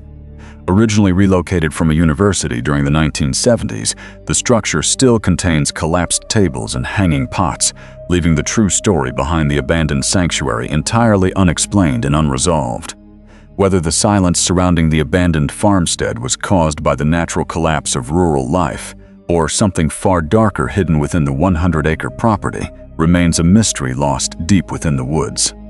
This chilling paranormal exploration begins after Jeremy discovers rumors of a hidden graveyard buried deep behind a local cemetery, a forgotten section believed to date back to the 1700s. What starts as a simple nighttime investigation quickly becomes unsettling as he follows a narrow trail through freezing darkness toward the isolated burial ground. The deeper he walks, the heavier the atmosphere feels. Nearby houses watch from the shadows, while the Spirit Talker app immediately responds with disturbing words like alive, demise, and trapped. Of getting a trespassing ticket. But they say it's through this field. You'll see what I'm talking about here in a minute. And up on a hill, we got a little ways to walk. Cement shoes. Let's see. This thing's going off like crazy already. But yeah, I'm touching your hand. There's apartments just all over the place. They've upset me. They're probably gonna see my lights. Let's hope that cops don't get called. Wheel. But they say that you walk through this way. After reaching the hidden cemetery, the environment changes completely. Ancient headstones appear scattered across the hillside, many broken, collapsed, or barely visible beneath the dead grass. The graveyard feels abandoned and forgotten, yet disturbingly close to modern homes surrounding the fence line. As Jeremy explores deeper, he notices something terrifying. Many of the graves belong to children. Small markers reveal deaths at only 7 years old, 1 year old, and even younger, creating an eerie and emotional atmosphere throughout the cemetery. This is so old. Guys, look at. What does that say? W something 1856. Guys, can you make out what that says? That's a very old headstone. We lost our lives here. You lost your lives here? You guys don't mind that I'm dimming my lights a little bit more than usual. I'm just gonna have to get close. Look at this.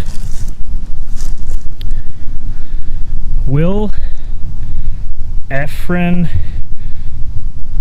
something died 1845, I believe is what it says. What does that say? Timestamp this. What does that say? Let me know down in the comments. I can actually see it better through the camera, but it's a small screen. Then the investigation takes a horrifying turn. While walking near the trees, Jeremy suddenly spots what appears to be a shadow figure silently moving between the graves. The dark figure crosses from one tree to another before disappearing completely into the darkness.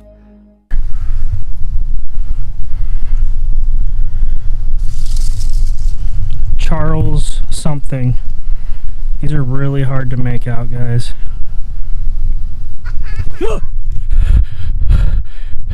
I can't be screaming this close to houses.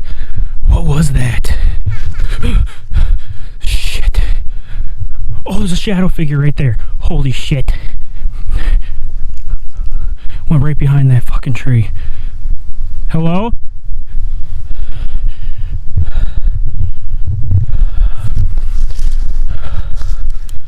Right there. Went from this tree to this tree. Chair. Moments later, a disturbing sound echoes through the cemetery. A baby crying, not far away. Not faint. Close enough to feel real. The timing becomes deeply unsettling considering the number of child graves surrounding the area. Jeremy repeatedly hears footsteps nearby, while unexplained noises continue moving through the darkness around him. Even he admits that cemeteries normally do not scare him, but this one feels different. Hold on, what the hell? This sounds like a baby crying. Guys, what the fuck?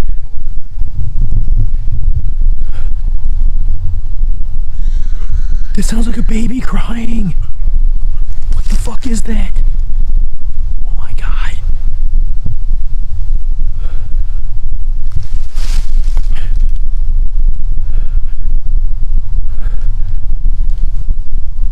Do you guys hear that?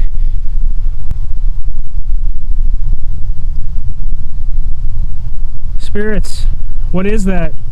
My heart. Your heart? Is the children your heart? As the night continues, the graveyard grows even more terrifying. Broken gravestones lie scattered everywhere. Strange stone structures surround sections of the cemetery, and the spirit talker produces chilling phrases like, "Doomed, you'll never escape me. The shadows are me." Then another shadow figure appears, crossing directly through the graveyard in complete darkness before vanishing again. Shh. I'm cutting the light for a minute, guys. I'm cutting the light for a minute. Where's my flashlight? Oh shit, I lost it. Listen, what is that? What is that? Alexander. Is that Alexander?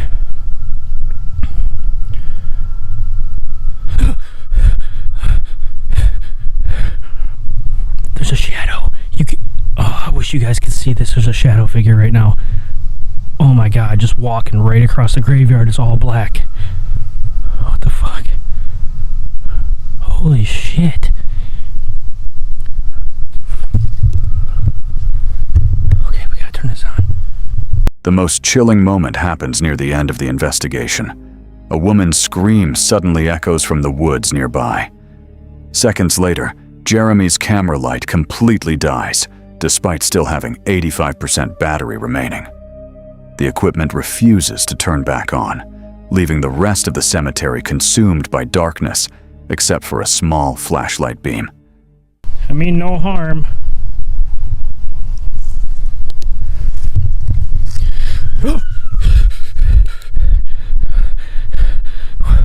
That sounds like a lady scream in the woods over there. What the fuck?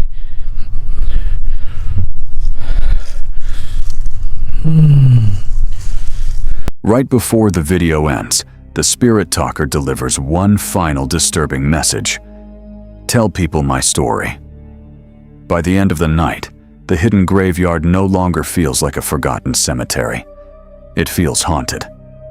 And the most terrifying part is that none of it is ever fully explained.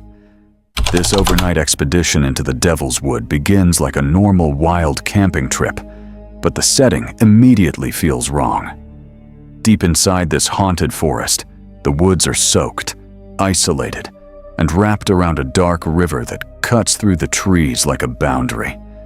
With daylight disappearing fast, the only place to pitch a tent is a narrow strip of muddy ground between rushing water and a steep hill, a place that already feels unsafe before night even arrives. Welcome back to Under the Weather, live from the Devil's Wood. Now I'm losing daylight and I'm in a very precarious place, so I need to try and get some wood, and it's for a fire, but as you can see there's a lot of wetness around. I'm camped right next to a river. Tent's already up because, as I said, losing daylight. Let's show you the wee tent here. Now this is the most precarious place I've ever put a tent in my life. So let's just see, turn this round. The only flat bit of ground is like this little strip here.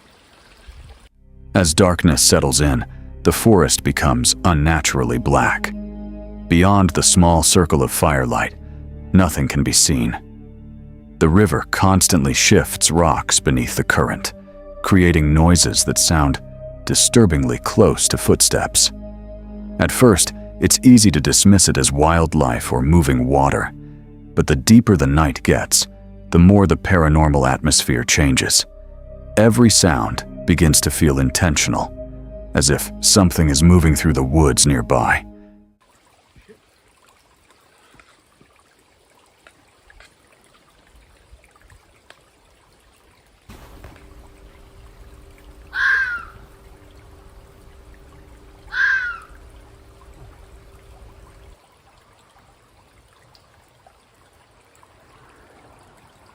Shit. Right, let's try this out. This is coming on amazingly.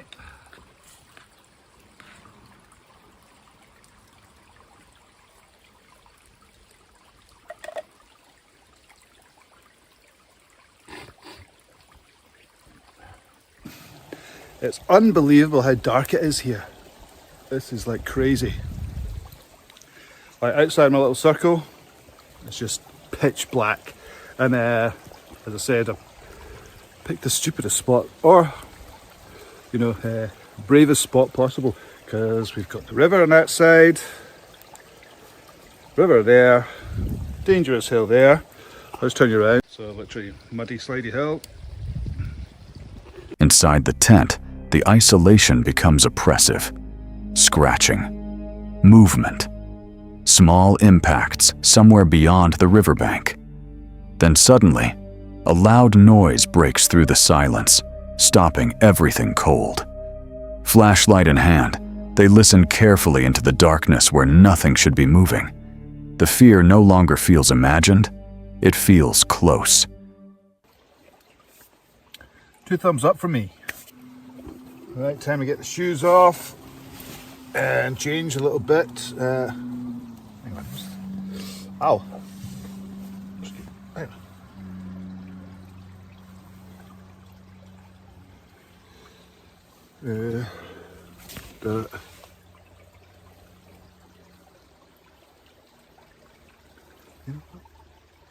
There will be little animals scratching around, but and also it's when you're camping right next to a river, stream, whatever it is, you'll hear rocks going through the night, and your brain will tell you that's someone coming to get you, but it's literally rocks just kind of being pushed down by the weight of the water. So I think, what the hell? Hang on, turn this. I think I just turn this. What follows is worse than seeing something directly. Across the river, in near total darkness, a shadowy figure appears briefly near the trees. Unclear, fast, gone before it can fully register. The slippery terrain, rushing water, and endless darkness make the entire forest feel hostile. like the Devil's Wood itself is watching from beyond the firelight.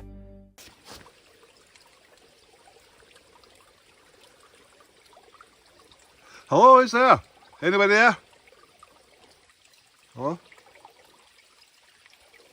Hello? Hello?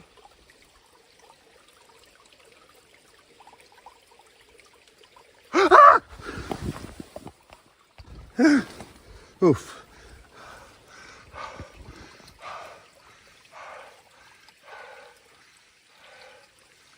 What's that?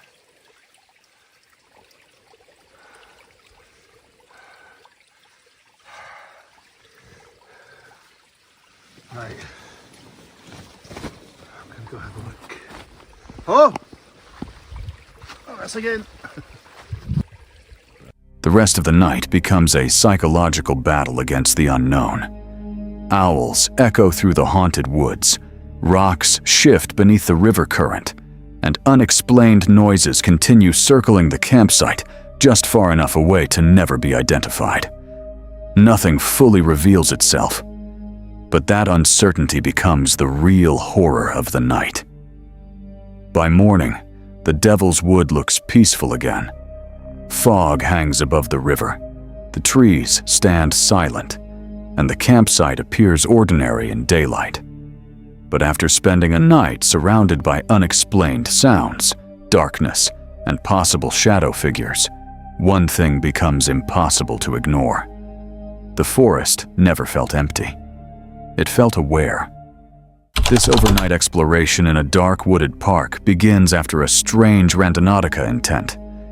Angels and demons. Almost immediately, something feels off.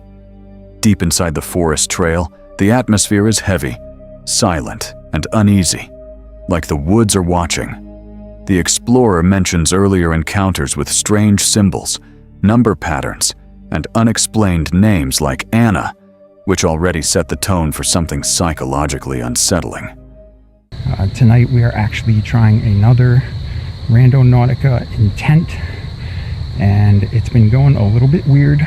I've been having stalkers, I've been finding weird number 7s, I've been finding the name Anna.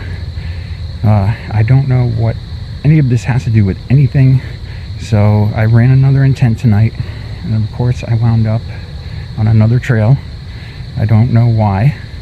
I actually was here like 2 weeks ago, and I found some stuff in the woods, and I actually heard some really creepy stuff as well that was like not related to anything that I found in the woods. So what we're going to be doing tonight is we're going to be walking through here. I actually ran another intent, and the point is actually in a different place this time. Sorry, I'm looking over my shoulder because it's so creepy back here. As the walk continues deeper into the forest, the environment becomes more disturbing. The trail is isolated, surrounded by darkness, and broken only by faint light and distant structures.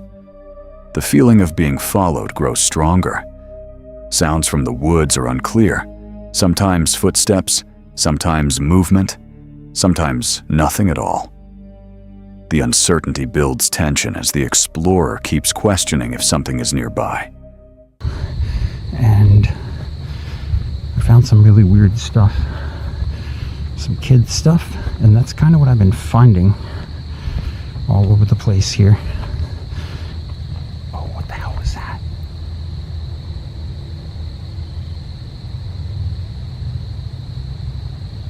Whoa, that might have been an animal. That might have been an animal. I think if it was a person, it would have been louder. Okay, I'm already super on edge here, but we're gonna do this anyway and see what the hell we find. Oh crap. Yeah, this place is scary, actually. It's fun to come to during the day, which I haven't done in a long time. But it looks like I'm kind of making a habit of winding up here at night for some reason. things take a sharper turn when unexplained objects begin appearing. A random book is found deep in the woods, left in an unnatural way, containing religious-style text about cleansing and rituals. The message feels strange and out of place, especially in the middle of a deserted forest trail. The explorer immediately feels uncomfortable and leaves it behind. Oh, what's this? What the hell?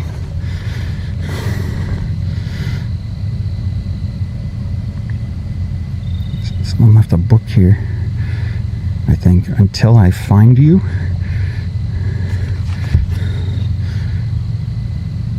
Okay. That guy definitely looks like an author. That's kind of a weird name for a book, Until I Find You. Please do not try to find me.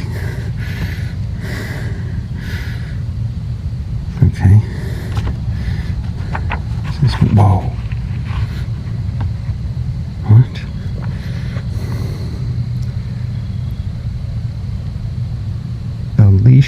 Elisha sent a messenger to say to him,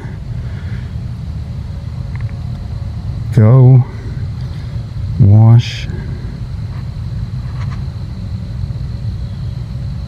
wash yourself 7 times in the Jordan, and your flesh will be restored and you will be cleansed.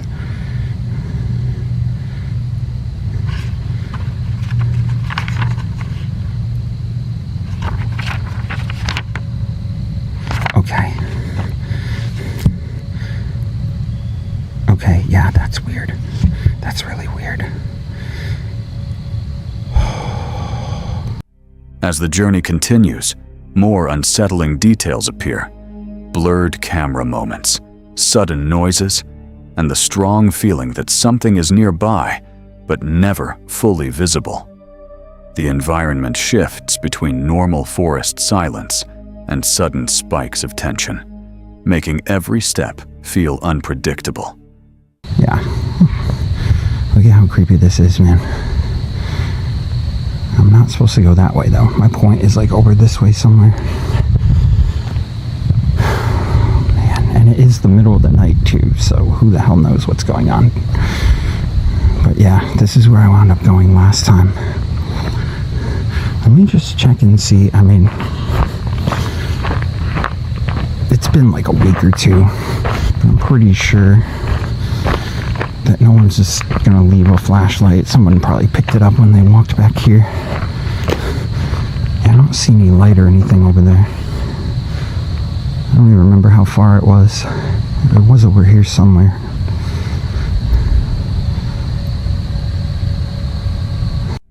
Then the most disturbing moment occurs. A backpack shaped like a child's toy is discovered on the ground, placed unnaturally in the middle of the woods. Nearby, candles are found, some freshly lit, others already burning out. The scene feels recent, like someone was just there. A clock is also discovered showing a fixed time, 7 o'clock, placed deliberately, adding to the feeling that this is not random at all. Backpack here.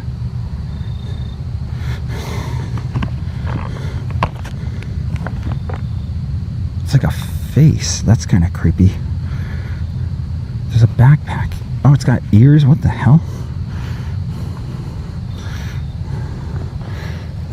Okay.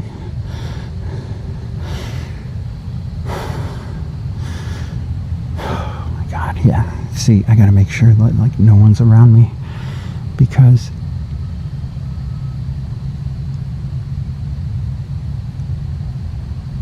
okay.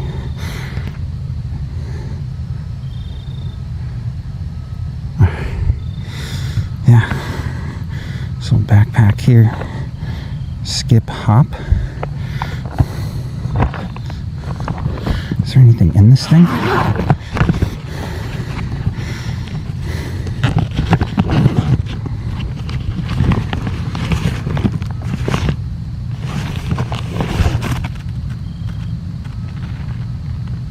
Please do not disturb. Oh, it's like from a hotel. Do not disturb.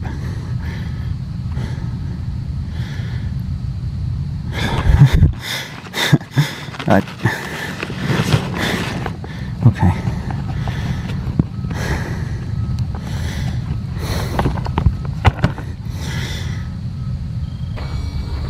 What the hell is this?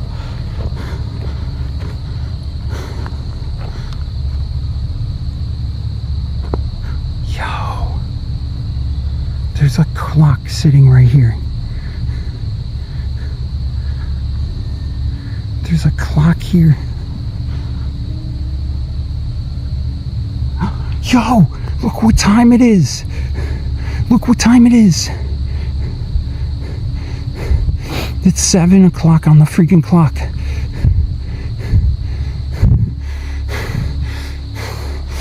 Okay, now I'm starting to get a little weirded out.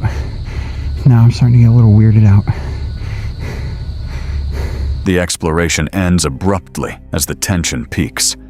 With no visible person around, but clear signs of recent presence, the forest no longer feels empty. It feels occupied. The final realization is simple but chilling. Something was just here, and may still be watching from the woods. The investigation begins after the group notices strange blue glowing lights moving between the trees deep in the woods. The lights appear briefly, disappear, then reappear farther away, making it difficult to tell whether they are natural or something far stranger hiding in the darkness. Yeah, and there's supposed to be some haunted spirits that roam these woods, and that's always interesting.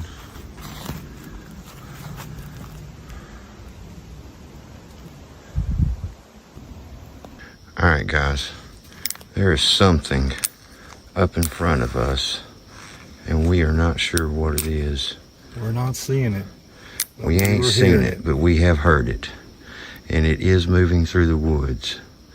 It sounds like it's going away from us, though, at least. Yeah, I'm going to guess at least 50 yards in front of us. But we're still kind of laying back, just in case. We don't want to jump nothing. No, we don't want to spook nothing. But just so there's no misunderstandings, we are armed. We do have protection. We're allowed. As they move deeper along the trail, the atmosphere becomes increasingly tense. Loud movement and heavy noises echo through the forest ahead of them, sounding like something large is stalking them from a distance. The group repeatedly stops to listen, unsure if they are dealing with wildlife, another person, or something paranormal hiding in the woods.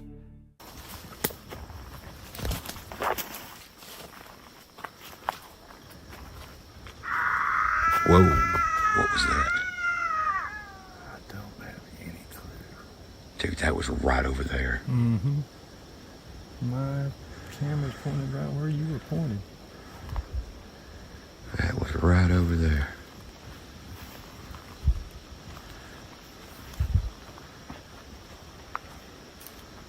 Alright,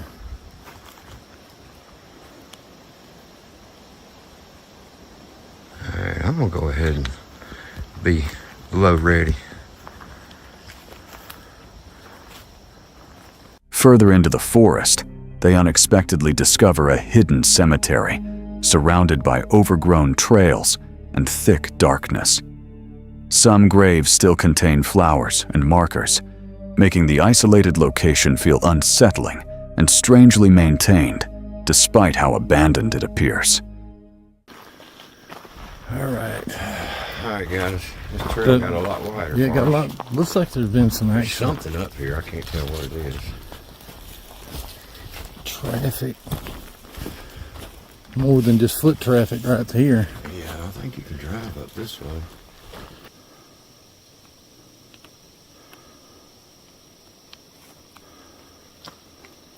Too bad we didn't bring our EVP equipment. Yeah, for sure. Of course, these Kind of look like they've been well taken care of. Yeah. There's flowers on a lot of them. And even the ones with, see, our first video in the coal cemetery, we saw where there were rock markers. Looks like somebody has come back out here, and where there's rocks, they put up little crosses. But this is seriously Just right off the walking trail. While exploring the cemetery, terrifying screams suddenly echo through the woods. The sounds resemble either a woman crying or a mountain lion, but the echoes bouncing through the hills make it impossible to track where the noises are coming from. As the screams continue, the tension inside the forest grows rapidly. What was that? It sounded like that scream again.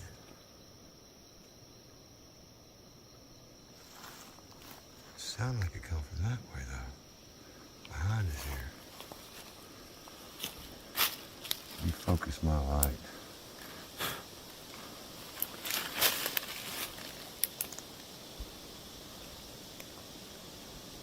I don't see no eyes glowing. I don't see any eyes glowing either. That was either a woman screaming Or a a cat. mountain lion. Cat, yep. One or the other. And to be completely honest with you, I'm really not looking to mess with either one of them. Well. Moments after leaving the graveyard, something suddenly moves near the trail only a few feet away from them.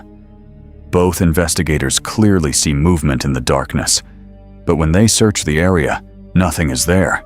No eyes, no sounds, no sign of any animal.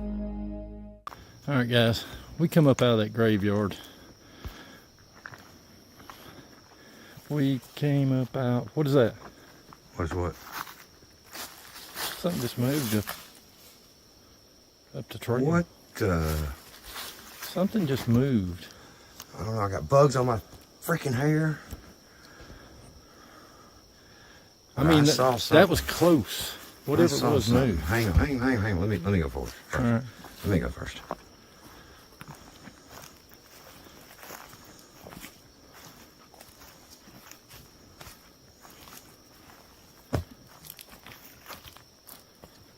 It sounded like it went this direction, over here.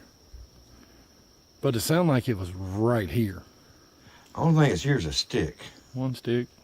Two sticks. Two sticks. There ain't nothing here. But I saw it. Yeah, you seen the movement, right? Yeah, I saw something move.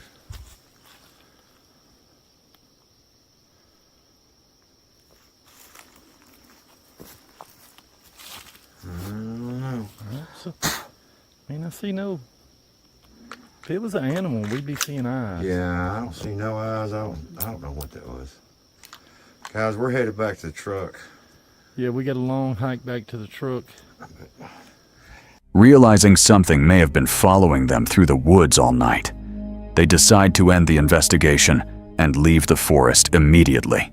The investigation begins with discussion of multiple extraterrestrial species, including Greys and Nordics, suggesting that alien life may not be uniform and could have different motives, both positive and negative.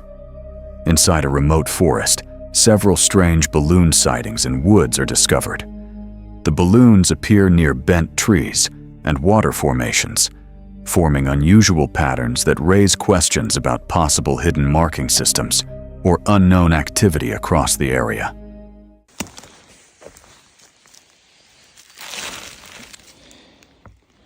That's two balloons in less than 5 meters apart from each other in a place like this. It's very strange to find a balloon in the vast environment that I'm exploring, let alone two balloons less than 5 meters apart.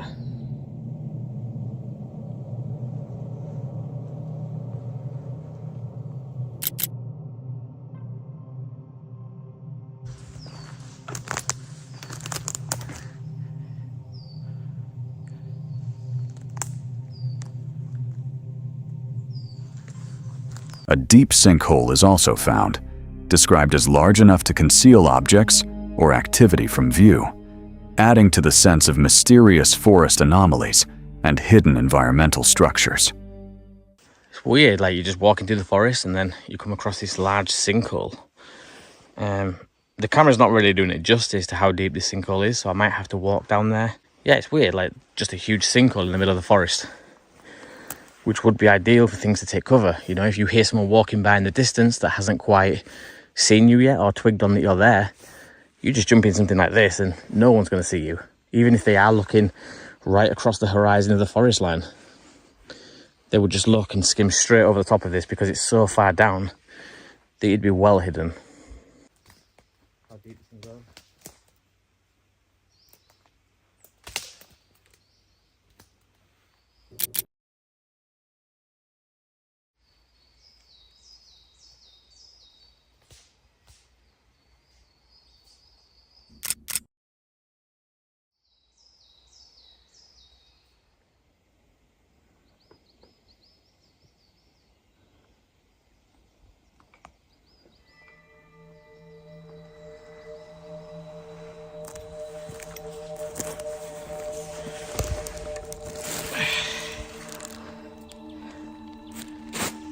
Balloon number 3.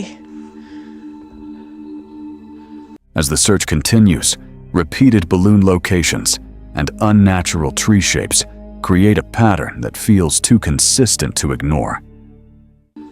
A few meters away from the only bent tree in this area, and at the end of that bent tree is 2 large pools of water.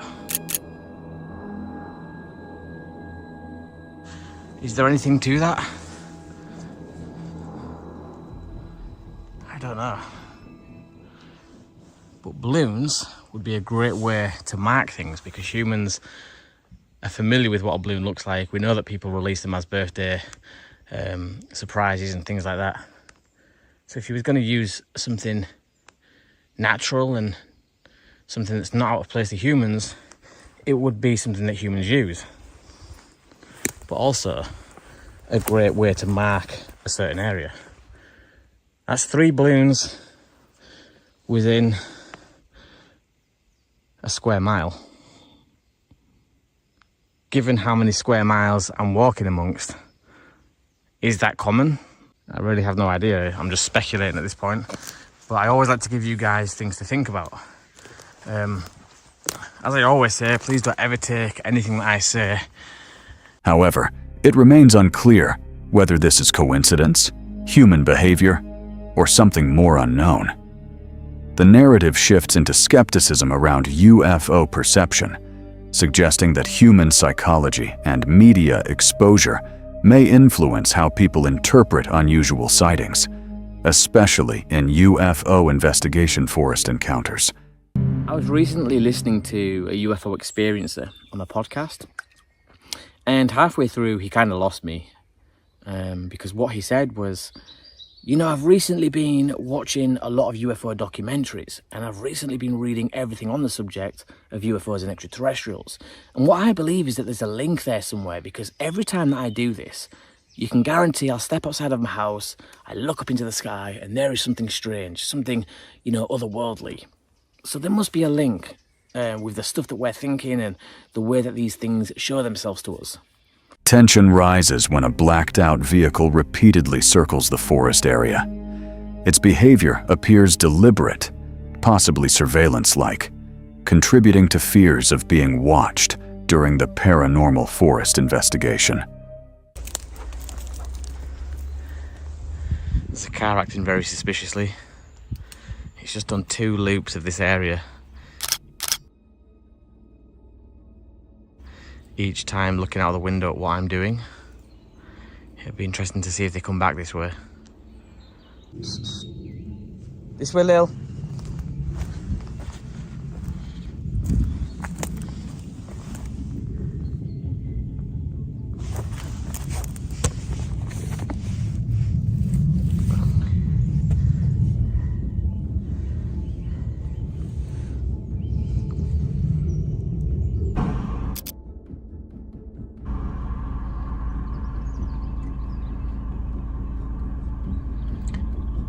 So that's 5 times.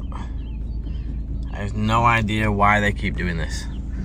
That 4x4, that blacked out 4x4, 4 times has been down this road. And yeah, back again. So I don't know what's happening. I don't know if they're lost.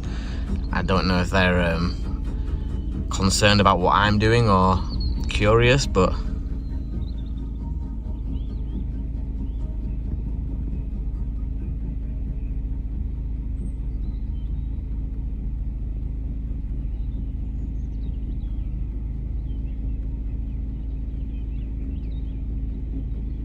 Shortly after, a dead young deer is discovered with no visible injuries, deepening the mystery surrounding unexplained wildlife death in remote environments. well, this is not something you see every day. It's the first time I've been back towards the shelter in months, and there's a little deer that's passed away. There's no sign of any injury though, which is weird. Maybe a disease. Doesn't look like it's been attacked or bit by anything, but it's only a young one. I'll keep my eyes peeled for anything else, but that seems very strange.